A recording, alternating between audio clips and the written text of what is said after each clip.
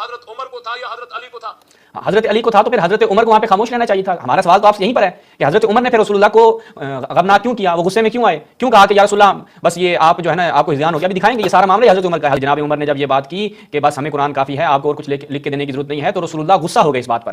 جب حضرت علی کو تھا, میزبان بھی حضرت علی ہے, اقرب البیوت بھی حضرت علی ہے, اور کاتبین میں نام بھی حضرت عمر کا نہیں حضرت علی کا ہے, تو سوال تو یہ بنتا ہے کہ علی نے کاغذ قلم کیوں نہیں دیا؟ وہ تو ہم آپ کو بتائیں گے کہ امام علی نے کیوں نہیں دیا. سوال اب یہ بنتا ہے کہ جب حضرت عمر سے تقاضا نہیں تھا, حضرت عمر آپ کے بقول مہمان تھے وہاں پر, تو ایک مہمان کا وہاں پر کیا تک بنتا ہے کہنے کا کہ بھائی ہم نہیں دیں گے, ہمیں قرآن کافی ہے, آپ جو ہیں وہ بالکل ریسٹ کریں. جب میزبان کو حکم تھا تو مہمان کو تو وہاں پہ بولنے کا حق ہی نہیں بنتا. تو مہمان جو افراد آئے تھے انہوں نے اختلاف کیوں کیا, انہوں نے رسول اللہ کو غمناک کیوں کیا. یہ حدیث تو اسی مقام پہ آپ کے گلے میں پھنسی ہوئی ہے کہ جس کا آپ کو رائے حل نہیں ملتا تو آپ اس طرح کی الٹی سیدھی تعویلات کرتے ہیں. آپ نہیں, آپ کے علماء نے بھی سر توڑ جوڑ کوشش کی ہے کہ اس روایات کے چنگل سے کسی نہ کسی طرح سے نکلا جائے, لیکن نہیں نکل پائے. اور ایک لائن میں ایک بات کرتے ہیں, دو لائنیں لکھنے کے بعد پھر اپنی پہلی بات کا ہی انکار کر دیتے ہیں, جو ہم آج آپ کی خدمت میں رکھیں گے. ناظرین, ہم نے گزشتہ جو منگلوار کو پروگرام کیا تھا اس میں حدیث کرتاس کے حوالے سے کچھ مطالب آپ کی خدمت بیان کیے تھے. جو عبدالجبار حیدری صاحب نے حدیث کرتاس کے حوالے سے بات کی کہ آپ حضرت عمر پہ یہ اعتراض کیوں کرتے ہیں کہ حضرت عمر نے قلم دواد کیوں نہیں دیا جب ان سے مانگا ہی نہیں تھا. ایک دفعہ ان کا کلپ جو ہے وہ نشر مقرر کے طور پر آپ کو سنواتے ہیں, اس کے بعد پھر انشاءاللہ آج ان کے جواب کا اگلا حصہ آپ کی خدمت میں بیان کریں گے. یہ چلتے ہیں جناب, ان کا کلپ سنتے ہیں. السلام نے آخری وقت میں جو کاغذ قلم مانگا تھا تو حضرت عمر نے کیوں نہیں دیا؟ بھئی یہ سوال آپ حضرت عمر کے لیے کیوں کرتے ہیں؟ تمام روایات, یہ بخاری شریف میں 5-6 جگہ پر یہ روایت آئی ہے, کہیں بھی آپ علیہ السلام نے حضرت عمر کا نام لے کر نہیں فرمایا کہ عمر تو کاغذ قلم دے. آپ علیہ السلام نے تو مطلقاً حکم کیا ایتونی بکرتاسن, جمع کا صیغہ ہے, مجھے کاغذ قلم لا دو. اب اس محفل میں جہاں حضرت عمر ہے وہاں حضرت علی بھی ہیں, حضرت عباس بھی ہیں. تم کہتے ہو حضرت عمر نے کیوں نہیں دیا, ہم کہتے ہیں علی نے کیوں نہیں دیا. اعتراض تو ہم نہیں کرتے, لیکن دیکھیں یہ بات حضرت عمر فاروق رضی اللہ تعالیٰ عنہ سے تھی ہی نہیں. کہہ رہے ہیں کہ یہ بات حضرت عمر رضی اللہ تعالیٰ عنہ سے تھی نہیں. تو اصل میں ہمارا سوال اسی مقام پہ ہے کہ جب یہ بات ان سے نہیں تھی تو انہوں نے رسول اللہ کی محضر میں جسارت کیوں کی. اصل سوال یہیں پہ ہے. آگے سنیں جی کیا کہتے ہیں. حضرت علی المرتضیٰ بھی اس گھر میں موجود ہیں, حضرت عمر بھی موجود ہیں, اور حضرت علی کی پرورش رسول کے گھر میں ہوئی ہے. تو حضرت علی یہاں ہوئے میزبان اور حضرت عمر اس گھر میں تھے مہمان. اور جب میزبان اور مہمان دونوں جمع ہوں اور گھر کا بڑا کوئی کام کہے, کوئی حکم کرے, تو یہ حکم مہمان کو ہوگا یا میزبان کو ہوگا؟ بڑی زبردست بات ہے کہ اگر گھر میں کوئی کام کہے تو یہ حکم میزبان کو ہوگا. جب میزبان کو حکم تھا تو مہمان کو تو وہاں پہ بولنے کا حق ہی نہیں بنتا. تو مہمان جو افراد آئے تھے انہوں نے اختلاف کیوں کیا, انہوں نے رسول اللہ کو غمناک کیوں کیا. ہم دکھائیں گے روایات کہ جناب عمر نے جب یہ بات کی کہ بس ہمیں قرآن کافی ہے, آپ کو اور کچھ لکھ کے دینے کی ضرورت نہیں ہے, تو رسول اللہ غصہ ہو گئے اس بات پر. تو یہ سوال آپ کے اوپر یہاں سے پلٹتا ہے کہ آپ یہ بتائیں کہ جب وہ آپ کے بقول وہ مہمان تھے تو مہمانوں کو کیا حق پہنچتا ہے کہ وہ رسول اللہ, اور اگر وہ آپ کے مطابق وہ کلام میزبانوں کو تھا تو ان کے درمیان حضرت عمر کیوں بولے, ان کو کیا ضرورت تھی؟ یہ تو جسارت کی انہوں نے رسول اللہ کے محضر میں, اس کا جواب آپ نہیں دے پائیں گے. تو یہ حکم حضرت عمر کو تھا یا حضرت علی کو تھا؟ حضرت علی کو تھا تو پھر حضرت عمر کو وہاں پہ خاموش رہنا چاہیے تھا. ہمارا سوال تو آپ سے یہیں پر ہے کہ حضرت عمر نے پھر رسول اللہ کو غمناک کیوں کیا, وہ غصے میں کیوں آئے, کیوں کہا کہ یا رسول اللہ بس یہ آپ جو ہے نا آپ کو ہذیان ہو گیا. ابھی دکھائیں گے یہ سارا معاملہ حضرت عمر کا ہے. حضرت عمر یہ سمجھ رہے تھے کہ رسول اللہ یہ بیماری کا غلبہ ہو گیا ہے, رسول اللہ کلام جو کر رہے ہیں وہ ان کی عادی حالت میں نہیں ہے. تو پھر یہ حضرت عمر یہاں پہ درمیان میں وہ کہتے ہیں کیا, ان کا کیا کام تھا بھائی؟ جب حضرت علی کو تھا, میزبان بھی حضرت علی ہیں, اقرب البیوت بھی حضرت علی ہیں, اور کاتبین میں نام بھی حضرت عمر کا نہیں حضرت علی کا ہے, تو سوال تو یہ بنتا ہے کہ علی نے کاغذ قلم کیوں نہیں دیا؟ وہ تو ہم آپ کو بتائیں گے کہ امام علی نے کیوں نہیں دیا. سوال اب یہ بنتا ہے کہ جب حضرت عمر سے تقاضا نہیں تھا, حضرت عمر آپ کے بقول مہمان تھے وہاں پر, تو ایک مہمان کا وہاں پر کیا تک بنتا ہے کہنے کا کہ بھائی ہم نہیں دیں گے, ہمیں قرآن کافی ہے, آپ جو ہیں وہ بالکل ریسٹ کریں. تو وہاں پہ تو ان کا بولنے کا جواز نہیں بنتا. شیعہ تو یہیں پر سوال کرتا ہے. یہ حدیث تو اسی مقام پہ آپ کے گلے میں پھنسی ہوئی ہے کہ جس کا آپ کو رائے حل نہیں ملتا تو آپ اس طرح کی الٹی سیدھی تعویلات کرتے ہیں. آپ نہیں, آپ کے علماء نے بھی سر توڑ جوڑ کوشش کی ہے کہ اس روایات کے چنگل سے کسی نہ کسی طرح سے نکلا جائے, لیکن نہیں نکل پائے. اور ایک لائن میں ایک بات کرتے ہیں, دو لائنیں لکھنے کے بعد پھر اپنی پہلی بات کا ہی انکار کر دیتے ہیں, جو ہم آج آپ کی خدمت میں رکھیں گے. تو ناظرین, یہ جبار صاحب کی گفتگو تھی, آپ نے ملاحظہ فرمائی. اب چلتے ہیں صحیح بخاری کی ایک روایت ہم نے آپ کی خدمت پیش کی تھی, آج دوسری روایت دیکھیں.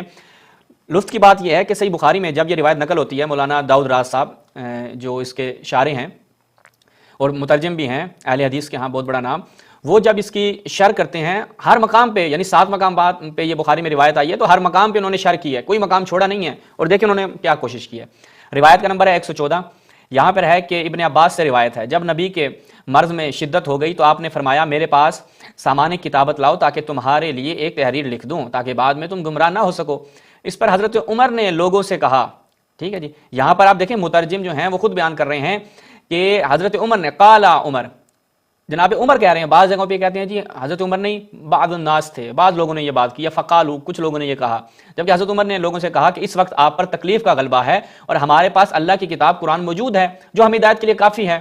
یعنی رسول اللہ کو نہیں معلوم تھا کہ ان کو میں نے 23 سال کے عرصے میں جو قرآن نازل ہوا وہ ہدایت کے لیے کافی ہے۔ حضرت عمر یہاں پر رسول اللہ سے زیادہ علم رکھتے تھے، اور اس پر لوگوں کی رائے مختلف ہو گئی اور شور و غل زیادہ ہونے لگا۔ یعنی کیا مطلب ہے، لوگوں کی رائے کیوں مختلف ہو گئی؟ لوگوں کی رائے اس لیے مختلف ہو گئی، کچھ لوگ چاہتے تھے کہ رسول اللہ کو قلم دوات دیا جائے، رسول اللہ ہیں، وہ رسول اللہ مذاق میں ہوں یا سنجیدگی کے عالم میں ہوں، ہر عالم میں رسول اللہ کا جو بھی کلام کرتے ہیں وہ حق ہے، ما ینطق عن الہوی ان هو الا وحی یوحی کا مصداق ہیں۔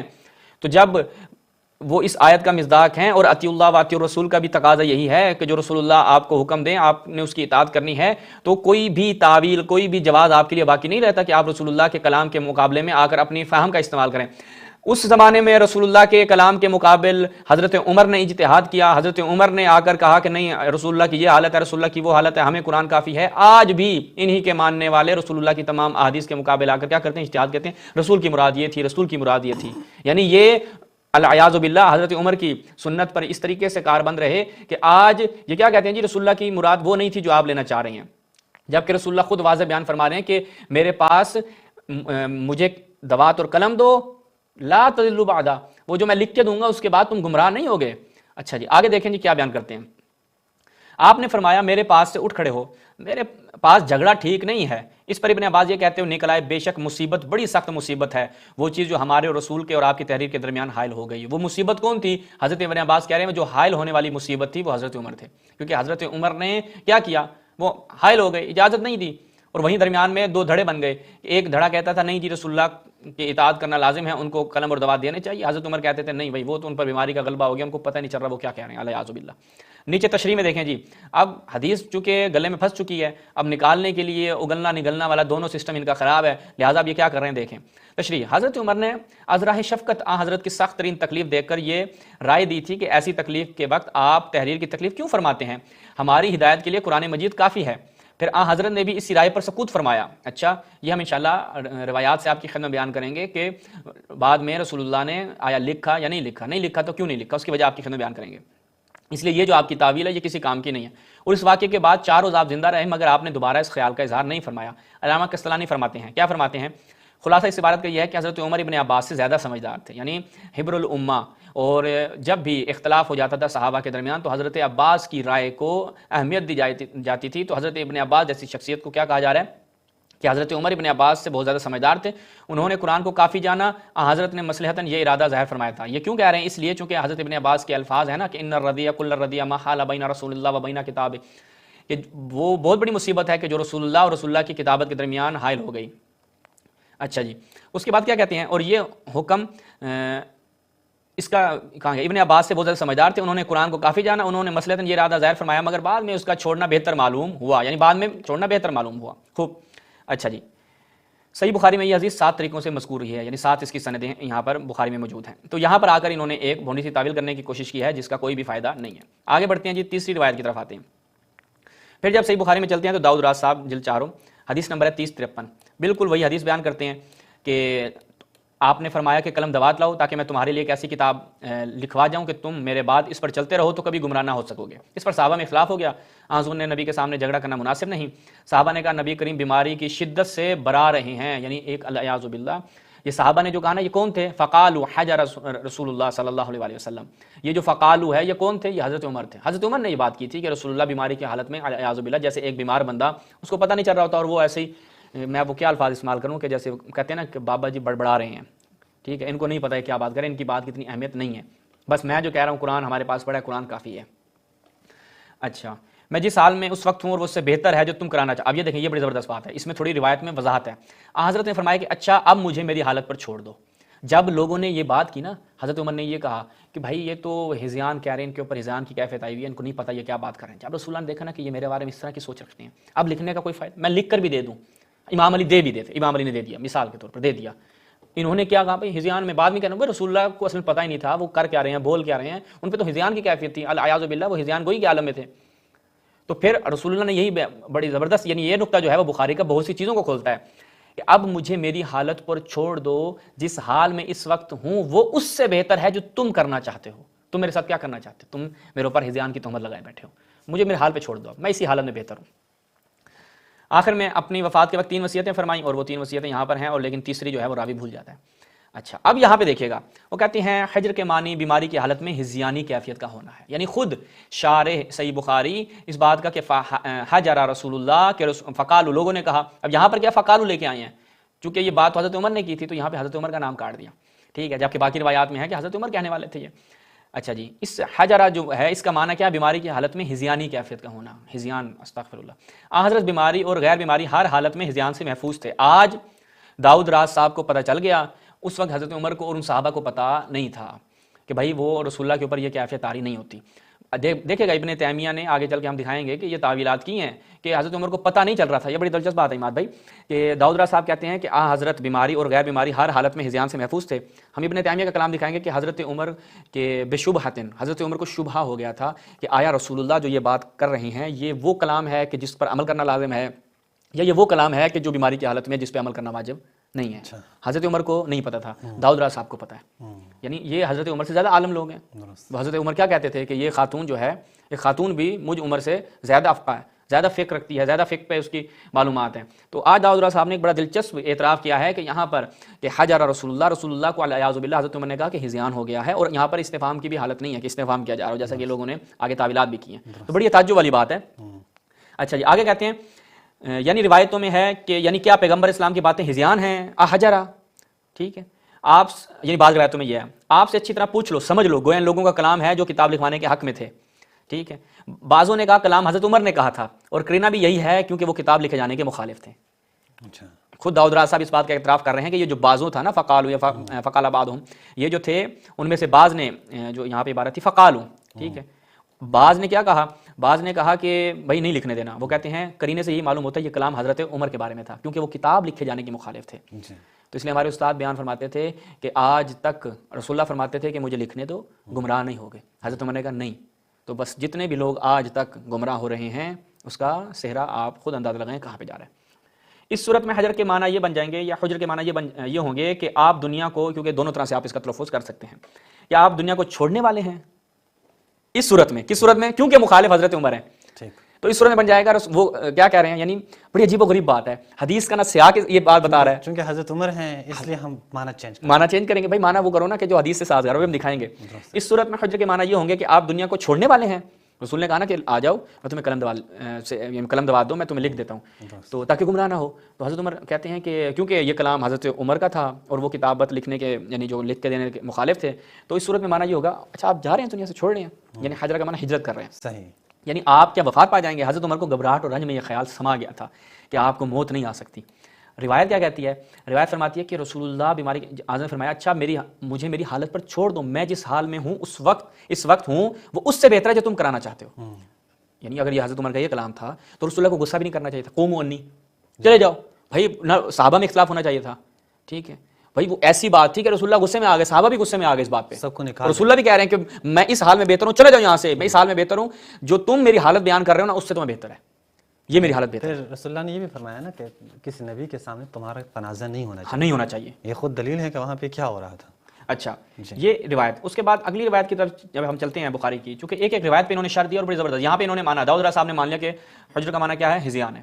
صحیح بخاری جلد ششم مولانا داؤد راز صاحب، اس میں جب ہم جاتے ہیں تو حدیث نمبر 4431 یہاں پہ ابن عباس سے جمعرات کے دن کا ذکر بنایا، یوم الخمیس، رضیۃ یوم الخمیس. اچھا جی، المیہ جمعرات. صحیح. جمعرات کا دن کیا ہوا تھا؟ رسول اللہ مرض میں تیزی پیدا ہوئی تھی. اس وقت آپ نے فرمایا کہ لاؤ میں تمہارے لیے وصیت نامہ لکھ دوں کہ تم اس پر چلو گے تو اس کے بعد پھر تم کبھی صحیح راستے کو نہ چھوڑو گے. لیکن یہ سن کر وہاں اختلاف پیدا ہو گیا. حالانکہ نبی کے سامنے تنازع نہ ہونا چاہیے. بعض لوگوں نے کہا کہ آپ شدت مرض کی وجہ سے بے معنی کلام فرما رہے ہیں. وہاں پہ کیا کہہ رہے تھے؟ وہاں پہ کہ بعض لوگوں نے شر کی، یہاں پہ ترجمہ کر رہے ہیں کہ بے معنی کلام، وہاں پہ کہ بعض لوگوں نے کہا کیونکہ حضرت عمر نے کہا تھا تو وہاں پہ مانا کہ آپ اس دنیا سے ہجرت کر رہے ہیں، جی جی جی لیکن یہاں پہ ترجمہ کیا کر رہے ہیں، وہ کہتے ہیں دروغ کو حافظ نادارت، بھول گئے تھے. ہاں بول گئے. ٹھیک ہے، تو بعض لوگوں نے کہا، بعض لوگوں کو ہم بتا چکے ہیں، حضرت عمر نے خود انہوں نے قبول کیا. بعض لوگوں نے کہا کہ آپ شدت مرض کی وجہ سے بے معنی کلام فرما رہے ہیں، یعنی آپ کی بات کی کوئی وقت نہیں ہے جو آپ کی شان اقدس سے بعید ہے. پھر کہہ رہے ہیں پھر آپ سے بات سمجھنے کی کوشش کرو. بس آپ سے صحابہ پوچھنے لگے، آپ نے فرمایا جاؤ یہاں شور و غل نہ کرو، میں جس کام میں مشغول ہوں وہ اس سے بہتر ہے جس کے لیے تم کہہ رہے ہو. اس کے بعد آپ نے صحابہ کو 3 چیزوں کی وصیت فرمائی. ٹھیک ہے، یہاں پہ حدیث بیان کرتے ہیں اور اس کے بعد پھر اسی میں 42 میں پھر یہی روایت کہ میں تمہارے لیے ایک دستاویز لکھ دوں، اگر تم اسے چلتے رہو گے تو گمراہ نہ ہو سکے. اس پر حضرت عمر نے کہا، یہاں پر پھر حضرت عمر آ گئے. ٹھیک ہے جی، یہاں پر کیا ہے کہ حضرت عمر آگے فرماتے ہیں کہ فقال بعضهم، اب یہاں پہ قال بعضهم ہے، توجہ کرنی ہے. فقال بعضهم کا ترجمہ انہوں نے کیا کیا، اس پر حضرت عمر نے کہا کہ ان رسول اللہ قد علیہ الوجہ، ٹھیک ہے، کہ رسول اللہ جو ہیں غلبہ علیہ قد غلبہ الوجہ، کہ ان کے اوپر کیا ہے، قد غلبہ الوجہ، ہاں غلبہ الوجہ، کہ ان کے اوپر بیماری غلبہ کر چکی ہے. تو یہاں پر قال بعضهم کا ترجمہ بڑا زبردست ہے کہ حضرت عمر کیا انہوں نے. ٹھیک ہے، کہ وہ ایک ہی شخص تھا. بخاری صاحب آپ ہاتھ پاؤں نہیں مارے، واضح چیز ہے کہ وہ ایک ہی شخص تھا. حضرت پر بیماری کی سختی ہو رہی تھی، تمہارے پاس قرآن موجود ہے. اچھا، وہ پھر حضرت عمر بھی کہہ رہے ہیں کہ ہمارے پاس قرآن موجود ہے ہدایت کے لیے اور ہمیں اس کے علاوہ کسی چیز کی ضرورت نہیں ہے. یعنی اس کا مطلب ہے کہ حدیث ثقلین جو رسول اللہ نے بیان فرمائی تھی کہ 2 چیزیں چھوڑ کر جا رہا ہوں، قرآن اور اہل بیت. تو حضرت عمر نے جو کہا نا ہمیں قرآن کافی ہے، یعنی اہل بیت کا جو آپ لکھ کے دینا چاہ رہے ہیں ان کی ہمیں ضرورت نہیں ہے. یہ اشارہ اس بات کی طرف، ورنہ رسول اللہ نے تو کوئی ایسی بات نہیں کی. آپ تو کہتے ہیں کہ حضرت ابوبکر کی امامت کا لکھ کے دینا چاہ رہے تھے، آپ لوگ یہ کہتے ہیں کہ حضرت ابوبکر کی امامت کا لکھ کے دینا چاہ رہے تھے. تو حضرت عمر کہہ رہے ہیں کہ ہمیں قرآن کافی ہے. یعنی رسول اللہ کے کلام کو آپ نے کس طریقے سے اپنے معنی میں ڈالا حدیث ثقلین کو چھوڑ کر. یعنی رسول اللہ یہ بیان فرمانا چاہ رہے ہیں کہ 2 چیزیں ہیں، قرآن اور حضرت ابوبکر. حضرت عمر نے کہا کہ ہمیں قرآن کافی ہے، ٹھیک، حضرت ابوبکر کی ہمیں ضرورت نہیں ہے. احسن. تمہارے اچھا حضرت عمر نے کیا کہا، حضرت پر بیماری کی سختی ہو رہی ہے، تمہارے پاس قرآن موجود ہے، ہمارے لیے تو اللہ کی بس کتاب کافی ہے. بس گھر والوں میں جھگڑا ہو گیا، فاختلف اہل البیت. بعض نے کہا کہ حضرت کو کوئی چیز لکھنے دینی چاہیے، ٹھیک ہے، کہ اس پر وہ ہدایت لکھوا دیں اور اس کے بعد گمراہ نہ ہو سکوں. بعض لوگوں نے کہا اس کے خلاف دوسری رائے پر اصرار کیا، وہی حضرت عمر والی. جب شورغل ہوا تو حضرت نے فرمایا یہاں سے جاؤ، نہیں جاؤ یہاں سے. اچھا، ابن عباس کہتے ہیں مصیبت سب سے بڑی یہ تھی کہ لوگوں نے اختلاف اور شور کر کے حضرت کو وہ ہدایت نہیں لکھنے دی، وہ سب سے بڑی مصیبت تھی. تشریح کرتے ہیں، یہ رحلت سے 4 دن پہلے کی بات ہے جب مرض نے شدت اختیار کی تو آپ نے فرمایا لاؤ تمہیں کچھ لکھ دوں تاکہ میرے بعد گمراہ نہ ہو. بعض نے کہا آپ پر شدت درد غالب ہے، قرآن ہمارے پاس موجود ہے، ہم کو کافی. اس پر آپس میں اختلاف ہو گیا. کوئی کہتا سامان کتابت لے آؤ، ایسا نوشتہ لکھا جائے، کوئی کچھ اور کہتا. یہ شور و غل بڑھتا تو رسول اللہ نے فرمایا تم سب اڑ جاؤ. یہ پنجشنبے کا واقعہ ہے، یعنی جمعرات. اسی روز آپ نے 3 وصیتیں فرمائیں، یہود کو عرب سے نکال دیا جائے وغیرہ وغیرہ وغیرہ. اچھا، آگے کہتے ہیں کہ آج مغرب کی جملہ نمازیں حضور نے خود پڑھائی تھی، مگر عشاء میں نہ جا سکے. حضرت ابوبکر کو فرمایا وہ نماز پڑھائیں.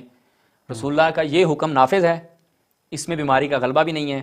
اس میں نہیں کہا حجر رسول اللہ، جب کہا کہ ابوبکر جا کے نماز پڑھاؤ، اور اس وقت وہ امامت پہ نص بھی بن گئی. ہاں، اس پہ رسول اللہ کے اوپر جو ہے نا غلبہ الوجہ نہیں ہے، یا غلبہ علیہ الوجہ بھی نہیں ہے، یا حجر رسول اللہ بھی نہیں ہے. یہ امامت کے اوپر نص بن گئی. اسے کہتے ہیں 1 چھت اور 2 ہوائیں، جس کے تحت حضرت صدیق نے حیات نبوی میں 17 نمازوں کی امامت فرمائی. اچھا، یہ بخاری کی ایک اور انہوں نے یہاں پر شرح کرنے کی کوشش کی اور روایت بیان کی. ایک اور مقام پہ اس کی کیا تشریح بیان کرتے ہیں اسی روایت کی. یہ ملاحظہ فرمائے صحیح بخاری کی جلد نمبر 7، اس میں جب جاتے ہیں تو حدیث نمبر ہے 5669. باب مریض لوگوں سے کہے کہ میرے پاس سے اٹھ کر چلے جاؤ. پورا باب باندھا ہے. صحیح. اچھا، یہاں ہمیں تشریح سے کام ہے، باقی باتیں ساری وہیں پہ ہیں، لیکن وہ ایک جملہ آپ کے سامنے پھر پڑھ دیتے ہیں کہ حضور نے فرمایا لاؤ میں ایک تحریر لکھ کے دوں تاکہ اس کے بعد تم غلط راہ پر نہ چلو. حضرت عمر نے کہا کہ حضرت اس وقت سخت تکلیف میں ہیں، وہی غلبہ علیہ الوجہ والی بات ہے. اچھا، یہاں پہ تشریح کیا کہتے ہیں؟ وہ کہتے ہیں کہ مرض جو ہے وہ الہی مرضی الہی یہی تھی کہ اس واقعے کے 3 روز بعد آپ باحیات رہے. اگر آپ کو یہی منظور ہوتا کہ وصیت نامہ لکھنا چاہیے تو اس کے بعد کسی وقت لکھوا دیتے، مگر بعد میں آپ نے اشارہ تک نہیں فرمایا. معلوم ہوا کہ وہ ایک وقتی بات تھی، اس لیے بعد میں آپ نے بالکل خاموشی اختیار کر لی. حافظ صاحب نے آداب عیادت تحریر فرماتے ہو عیادت کو جانے والے اجازت مانگنے وقت دروازے کے سامنے کھڑے ہونا وغیرہ وغیرہ میں یہ بیان کیا ہے، اور پھر آگے انہوں نے ایک اور مطلب بیان کیا. بہرحال یہاں سے ایک چیز واضح ہوتی ہے جو داؤد صاحب تشریح کرنا چاہ رہے ہیں. وہ کہہ رہے ہیں کہ اگر یہ ایک لازم چیز تھی نا تو رسول اللہ اس بیماری کے بعد 3 دن زندہ رہے ہیں، لیکن رسول اللہ نے اس کے اوپر کوئی کلام نہیں کیا. ہاں، یہ بیان کرتے ہیں. ٹھیک ہے، رسول اللہ نے کوئی کلام نہیں کیا. ہم وہ دکھائیں گے کہ رسول اللہ نے بعد میں کیوں نہیں لکھا، یہ ابھی ہم دکھاتے ہیں. अच्छा। हाँ कि भाई रसूलुल्लाह ने बाद में खुद ही इनकी अपनी रिवायात में इस बात की तस्रीह मौजूद है कि रसूलुल्लाह ने बयान फरमाया कि अब भी यानी कहते हो मैं लिखूँ, जब तुमने मुझ पर इतनी बड़ी तोहमत लगा दी, हिज़यान की तोहमत, कि मेरी बात की कोई वक़्त नहीं है। हज़रत उमर ने क्या कहा, इनके ऊपर बीमारी का गलबा है, ये ऐसे ही बरबरा रहे हैं अलियाज़ु बिल्लाह, तो उसके बाद कोई वक़्त रह जाती है लिखने की। सही बुखारी जिल्द 8 मुलाहिज़ा फरमाए, हदीस नंबर 7366। अच्छा, वो कहते हैं कि वाद का वक्त करीब आए तो घर में बहुत से सहाबा मौजूद थे जिनमें उमर बिन खत्ताब भी थे। उस वक्त आपने फरमाया आओ मैं तुम्हारे लिए एक ऐसा मकतूब लिख दूं कि उसके बाद तुम कभी गुमराह ना हो। उमर ने कहा, इस वक्त आपने फरमाया कि आओ मैं तुम्हारे लिए एक ऐसा मकतूब लिख दूं उसके बाद तुम कभी गुमराह ना हो। उमर ने कहा, हज़रत तकलीफ में मुब्तला है, तुम्हारे पास अल्लाह की किताब है, हमारे लिए यही काफ़ी है। घर वालों में इख्तलाफ हो गया। इख्तलाफ क्यों किया लोगों ने? उनको या तो कुरान पर भरोसा नहीं था या हज़रत उमर पर भरोसा नहीं था। उन्हें या कुरान पे भरोसा नहीं था या हज़रत उमर पे भरोसा नहीं था। तो अगर कुरान काफ़ी है हिदायत के लिए तो वो सहाबा, वो जो 23 साल आप कहते हैं रसूलुल्लाह ने तरबियत की, सहाबी का नजूम है, उनकी इक्तदा करनी है तो आप जन्नत में जाएंगे। तो आप आज हदीस सकलैन के मुकाबले में इन सहाबा को लेकर आते हैं, कहा है कि भाई रसूलुल्लाह ने इतने साल, अगर ये सहाबा ना हो तो आप तक हिदायत नहीं पहुँच सकती। सहाबा तो आपस में इख्तलाफ किए हुए हैं। अब वो या तो हज़रत उमर की बात को कबूल नहीं करते थे, हज़रत उमर कह रहे हैं कुरान काफ़ी है। अगर ये वाकई एक सही बात थी जो आप कह रहे हैं कि हज़रत उमर सही बेहतर समझते थे तो वो सहाबा कबूल करते इस बात को। वो सहाबा तो वहाँ एक दूसरे को आदिल नहीं समझ रहे, कौल में आप कहते हैं कौल में आदिल, वहाँ एक दूसरे को आदिल नहीं समझ रहे। अच्छा, आगे कहते हैं जी, तशरीह करते हैं, हज़रत ने इस झगड़े और शोर और इख्तलाफ को देखकर अपना इरादा बदल दिया और जो ऐन मंशा इलाही के तहत हुआ, यानी आप खुद बता रहे हैं कि रसूलुल्लाह ने बाद में क्यों नहीं लिखा, रसूलुल्लाह फिर बुलाते शोर गुल होता। अच्छा, खुद कह रहे हैं ना कि इस झगड़े और शोर और इख्तलाफ को देखकर इरादा बदल दिया, लिखा ही नहीं। आप कहते 3 दिन जिंदा रहे, 3 दिन जब जिंदा रहे तो नहीं लिखा, यानी क्या लिख के क्या करते थे, क्या नीचे रख देते, फिर वो बकरी आके खा जाती, जिस तरह कुरान खाए। हाँ भाई, क्या करना था, इन्हीं को बुला के लिखना था। इन्होंने कहना था रसूलुल्लाह तो अभी भी बीमार है, ये तो ठीक तो नहीं हुए थे। जबकि आप कह रहे हैं बीमारी की शिद्दत इतनी हो गई थी। वो जो आप मुरू अबा बकरन वाली रवायत लेके आते हैं उसमें हज़रत अनस क्या बयान फरमाते हैं कि रसूलुल्लाह को हमने एक दिन देखा, वो भी थोड़ा पर्दा उठाया तो हमने देख लिया, उसके बाद हमने रसूलुल्लाह को देखा ही नहीं। अगर वो ठीक हो गए थे तो वो नमाज के लिए आ जाते। रसूलुल्लाह ठीक तो नहीं हुए, बीमारी की शिद्दत तो वही थी। रसूलुल्लाह फिर कहते मैं लिख के देता हूँ, और रसूलुल्लाह फिर फरमाते कि मैं लिख कर देता हूँ। तो फिर हज़रत उमर ने कहना था कि गलबा अहल वज, आप पर तो दर्द की कैफियत है, फायदा ही नहीं। इन्ना रजुल ला यहजुर, ये शख्स अलियाज़ु बिल्लाह हिज़यान बयान कर रहे हैं। तो आप जो ये कह रहे हैं कि रसूलुल्लाह 3 दिन तक जिंदा रहे और अपने बाद उन्होंने 3 दिन में ये कलाम लिखा ही नहीं है, वो वसीयत लिखी नहीं। अगर ये वसीयत इतनी अहम होती, अगर रसूलुल्लाह लिख के देते तो फिर यही खिलाफ होता। हज़रत उमर ने यही बात करनी थी।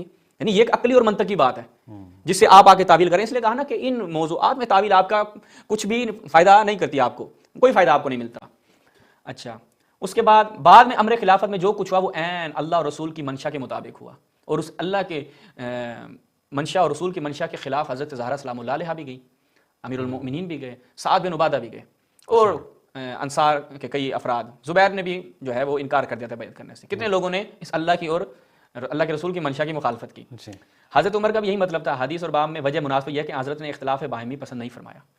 ठीक है, तो यहाँ ये भी बात वाज़ेह हो गई। ये बुखारी की इनकी तोजीहात थी। मुस्लिम के जो हमारे शारे थे उन्होंने तो इस पर हद कर दी। अच्छा, हाँ, हम जो इनके शारे हैं वहीदुज़्ज़मान साहब, उन्होंने क्योंकि मुस्लिम में गालिबन 2 मकाम पे ये रिवायत आई है।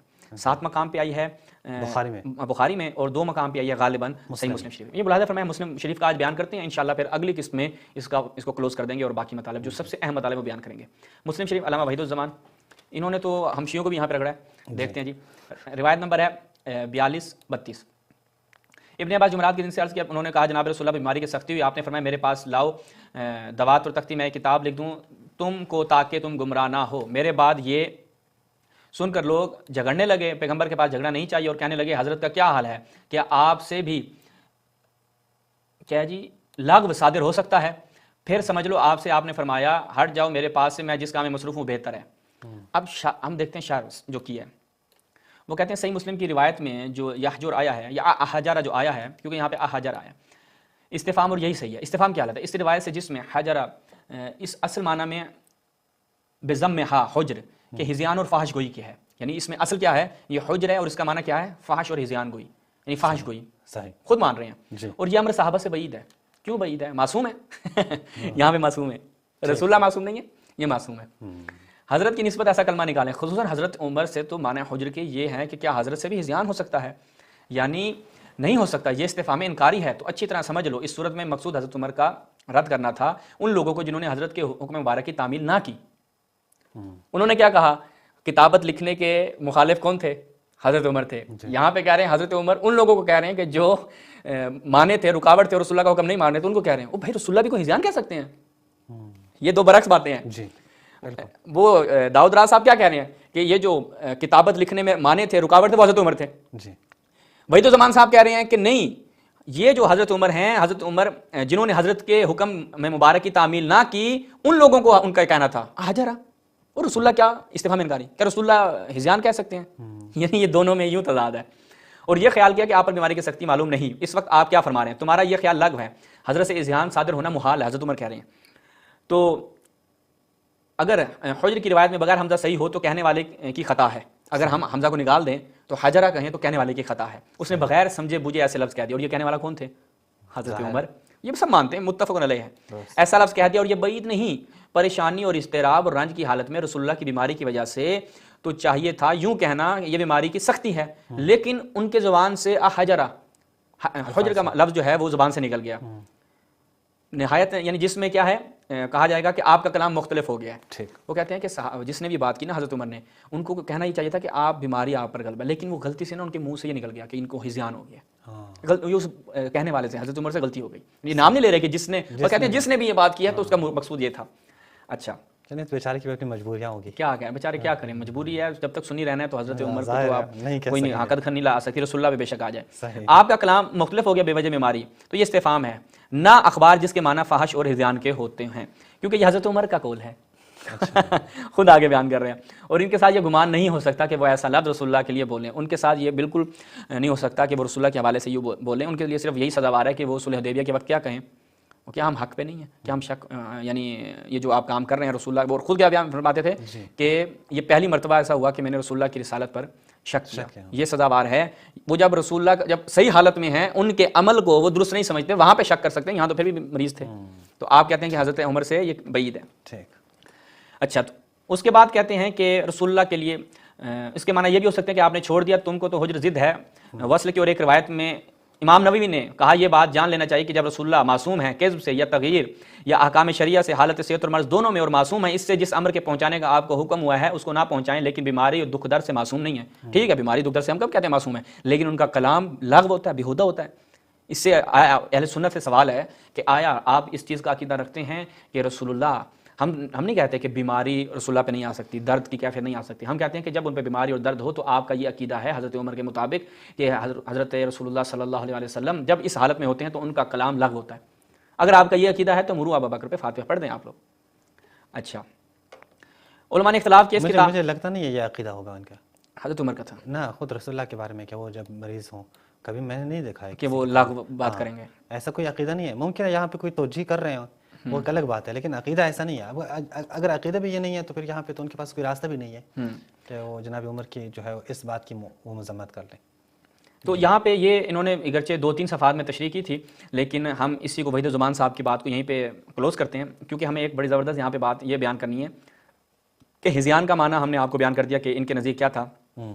ہذیان یعنی فحش گوئی، وہ بھی ہم آپ کو لغت سے بھی دکھا دیتے ہیں. یہ لسان العرب ابن منظور. حجر القبی من الکلام، ٹھیک ہے. حجر کیا ہے؟ کبھی قسم کا کلام، ٹھیک ہے. وقد احجر فی منطقہ. اچھا، اس کے بعد آگے کہتے ہیں کہ الحجر بالضم وهو الافحاش، وہ فحش کلام جسے کہا جاتا ہے. اس کے بعد الحجر الافحاش فی المنطق، یعنی نطق کرنے میں آپ کیا کریں، فحش گوئی کریں. جی. اچھا، اس کے بعد کہتے ہیں من الحجر الفحش والتخلیط. حجر کسے کہا جاتا ہے؟ فحش گوئی کو، خلط کر دینا بات کو، جو ہے نا اس کی کون سی بات درست ہے کون سی بات درست نہیں ہے. یہاں پہ آگے کیا کہتے ہیں؟ کل ہذیان، ٹھیک ہے. تو یہ حجر کا جو معنی ہے، ایک بڑی زبردست بات جو ہے، بہت زبردست جو اعتراف کیا ہے وہ کیا ہے ابن اسیر نے، وہ بڑا زبردست ہے. یہ ملاحظہ کیجیے گا النہایہ فی غریب الحدیث والاثر. یہاں پہ کہتے ہیں کہ ولا تقولوا حجرا ای فحشا، ٹھیک ہے. اس کے بعد کہتے ہیں کہ اس کا مطلب کیا آتا ہے؟ اذا خلط فی کلام، یعنی حجر یحجر حجرا بالفتح اذا خلط فی کلامہ واذا حذا، جب ہذیان ہو جائے یا کلام میں اختلاط ہو جائے، سچ بات اور جھوٹ بات کیا بول رہے ہیں. اچھا، آگے دیکھیں. کہتے ہیں ومنہ الحدیث، یعنی جو اس طرح کا کلام ہوتا ہے وہ یہ ہے، ایک حدیث ہے. ومنہ حدیث، اور اسی میں سے یہ جو حجرہ کا معنی کیا، حجر یحجر کا ہم نے معنی کیا ہے کہ ہذیان اور اختلاط. حدیث مرض النبی قالوا ما شان و حجرہ، تو یہاں پر حجرہ کا ای اختلف کلامہ بسبب المرض، یعنی یہاں پر کہ رسول اللہ کا اختلاف کلامہ بسبب المرض، ان کا کلام جو ہے وہ مختلف ہو چکا ہے مرض کے سبب، ٹھیک ہے.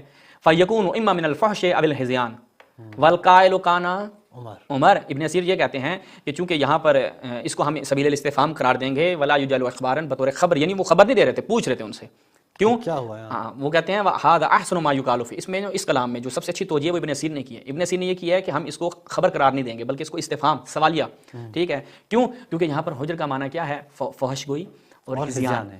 اور بالقائل کان عمر، اور اس کا کہنے والا کون تھے؟ حضرت عمر تھے. ولا یظن به ذلک، اور ان سے یہ گمان نہیں کیا جا سکتا. بات ہی نہیں ہوئی، گمان ٹھیک نہیں ہے. کیا جا سکتا. بہرحال ہمیں جو مقصود تھا، مطلوب تھا یہ بتانا کہ یہاں پر مراد کیا ہے؟ ہذیان ہے، ٹھیک ہے. اور اس سے یہاں پر آپ یہ مراد نہیں لے سکتے کہ یہاں پر ہذیان یعنی وہ جیسے ہجرت حجرہ، کیا رسول اللہ ہجرت کرنے والے جگہ سے جانے والے ہیں. تو یہ چیز نہایت مسلم ہے کہ رسول اللہ صلی اللہ علیہ وسلم کے بارے میں حضرت عمر نے یہ بیان فرمایا کہ ان الرجل لا یحجر. وہ ایک اور ہم صرف اس کے حوالے سے یہ دکھا کے ختم کرتے ہیں. نسیم الریاض فی شرح شفاء القاضی ایاز، جناب خفاجی کی، شہاب الدین خفاجی کی. تو یہاں پر وہ کہتے ہیں کہ وہ اما الاختلاف الذی وقع عند صلی اللہ علیہ وسلم کما ورد فی الاحادیث الصحیحہ، جیسا کہ احادیث صحیحہ میں وارد ہوا ہے. فقال عمر رضی اللہ ان الرجل لیہجر. یہاں پر جناب جو شرح ہے قاضی ایاز کی، اس یعنی شفا کی جو شرح ہے اس میں خفاجی صاحب کے خود یہ اس چیز کا اقرار کر رہے ہیں کہ حضرت عمر نے کہا کہ ان الرجل لیہجر، کہ یہ شخص، اور حجر کا معنی آپ کو ہم دکھا دیں، حجر یحجر کا معنی ہم آپ کو دکھا چکے ہیں. فحش گوئی، ہذیان، اختلاط، یعنی اس کا کلام جو ہے فی کلام ہی، وہ اپنے کلام میں مختلف کر جاتا ہے، کرنے لگ جاتا ہے، پتہ نہیں چل رہا ہوتا. الیاذ باللہ، الیاذ باللہ.